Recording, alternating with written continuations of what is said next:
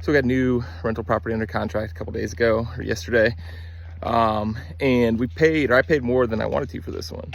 I went into the negotiations thinking 108,000 was my top price, and someone outbid me at 110. So I had to make a final offer, and I decided to go 113, which is 5,000 higher than what I thought my top was. And I almost didn't do it. I almost lost the deal.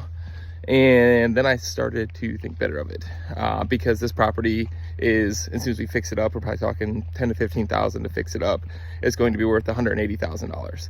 Right? So why I'm going to walk into more than $50,000 of equity? Why would I not buy this property for $5,000 more than I wanted to pay for it?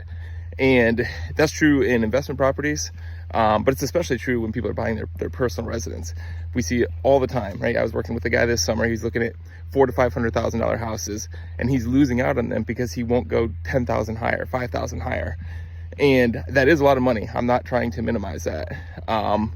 But when you're buying an appreciating asset, and that's the key, a home is an appreciating asset. It's going to go up in value, and you're going to hold that property for 5, 10, 20, 30 years.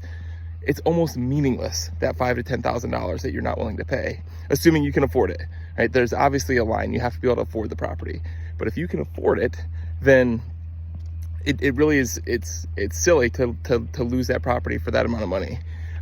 You look back at people who bought properties 20, 30 years ago, everyone thinks they overpaid. Everyone who buys a property instantly thinks they overpaid, right? So go back to those people, find out, hey, you thought you overpaid 20 years ago. What do you think now when their home's worth $300,000, $400,000, $1 million more than they bought it for? Do they care that they might have paid $5,000, $10,000 more than it was worth 20 years ago? No, of course not. All right, so I think this is hard for me. I'm a numbers person, obviously. I'm a CPA, but we have to look at the long-term investment on stuff like this, and you cannot let these deals fall through for something as little as $5,000 to $10,000 if you can afford it. That's the line that I would cross. If you can afford it, if you're not gonna lose sleep over that $5,000 to $10,000, then buy the house. It's gonna be meaningless in the long run.